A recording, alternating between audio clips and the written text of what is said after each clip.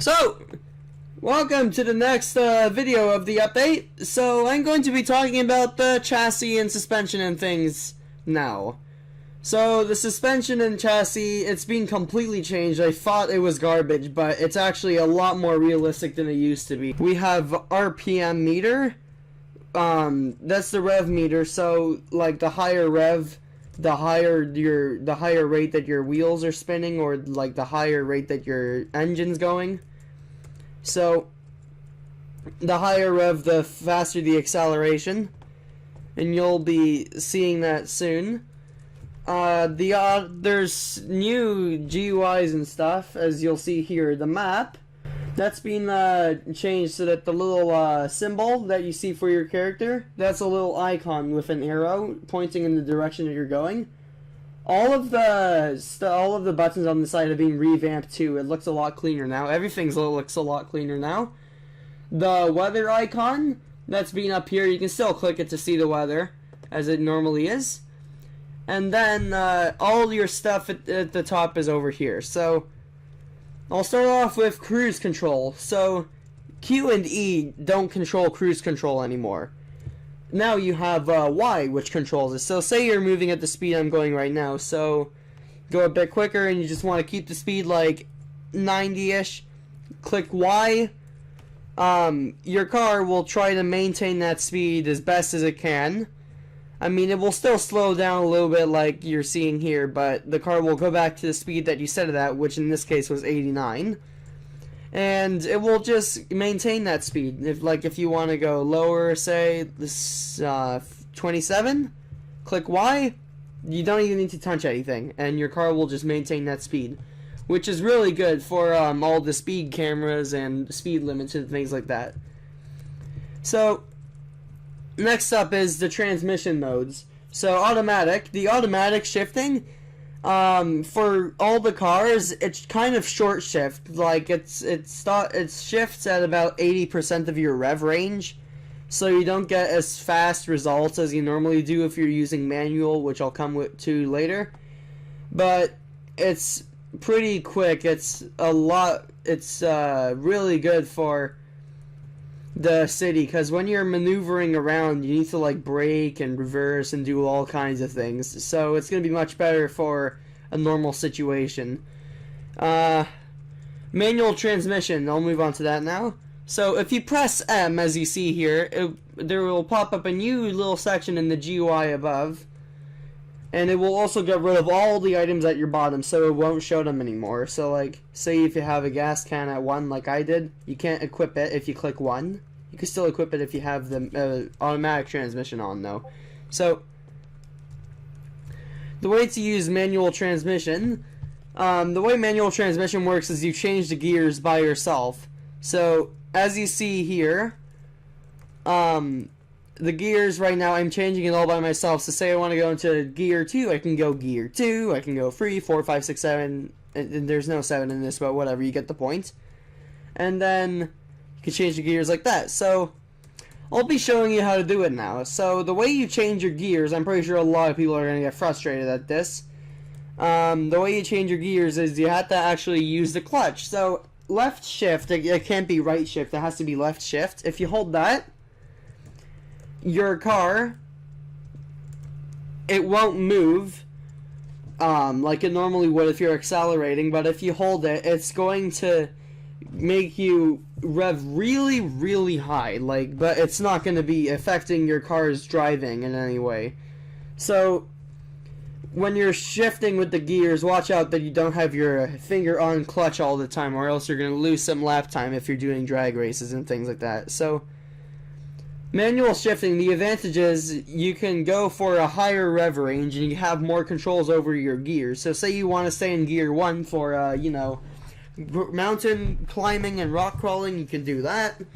And if you want to go for racing, you can manually control the gears so that you have the best times possible. So I'll be showing you that right now. So to shift gears, you use left shift, which is clutch, as I mentioned before, and then you click Q or E. Q downshifts a gear, like you're seeing here, it goes to reverse and then whatever. So you can downshift gears by using Q, and you can upshift using E. So Q takes your gear down, as you can see by the rev limiter, and then E takes your gear up like you're seeing too. So I'll be showing you how to use it in a practical situation. So when you're driving along and your car gets stopped by some unseen force that you really don't know what's going on, that means that your car has reached a maximum that your gear has. So once it reaches this red zone by the red line meter, it will show you that it's time to change gears, because your car's not going to be going anywhere as fast. So you don't tell me my computer. Yeah, it did that again. Oh my god.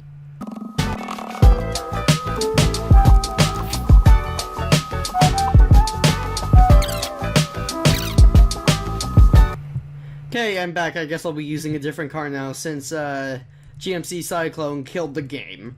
So gonna go back into manual here. So like I said, with shifting, you go clutch E, then you go second gear, third gear, fourth, shift again, and again, and you can see what I'm talking about.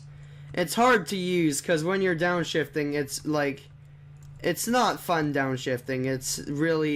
It's not my personal thing. So when I downshift and when I go into automatic, I mean when I go to reverse and things like that, I use automatic because it's much quicker. It's much easier to use automatic, but if you're feeling like you just want to squeeze a bit more out of your car, then use manual. It's going to be a lot more rewarding than automatic. Now, the higher your gear, the slower your car's acceleration will be. So try timing your gear changes perfectly, so you don't have to face that issue. And then you could reach your max potential of the car. So, that's it for the gameplay so far. The rest of it, like the trucker stuff, I don't think that's being updated at all, so you don't have to worry about it. And, ooh, I just remembered. Okay, a really important thing. If you're, like, going really fast and you crash into something like a pole, it doesn't completely kill your car and stop it dead. So, say I'm going to be doing this and I crash into a pole, it's not going to crash weld my vehicle into the pole. Like, I can try it again. It's not going to crash weld. And, if you're using flip, it's much better. That's weird. Okay, there we go. If you're using flip, it makes your car float into the air a little bit. And that's really helpful if you're trying to get your car out of somewhere. Because the game will detect that it's like, oh, there's something under your vehicle. Let's help you out and lift you up. And your car will lift up, which is really useful if you're at spawn and you're on top of another car. So you can just do that, and your car will float into the air, and you can be able to move out of spawn pretty easily. Speaking of cars being on top of vehicles, yeah, you can carry cars on vehicles now. I was doing it earlier today when the update came out, and it wasn't actually that difficult. Your car just had to, like, sit on the other one, and it will just stay there for pretty much the entire time unless you shake it off. So that's pretty much it for the gameplay. And now I'll talk about all my preferences. So, I'm really happy about everything that happened this update. I was thinking it was a piece of trash when I saw it, but so far it's been going better and better in my opinion. And it's a lot better than what I thought it was going to be. It's a lot more realistic. The cars might not be as fun to drive anymore, but it's just one of those things that you have to live with. Change happens, and this time change happened for good.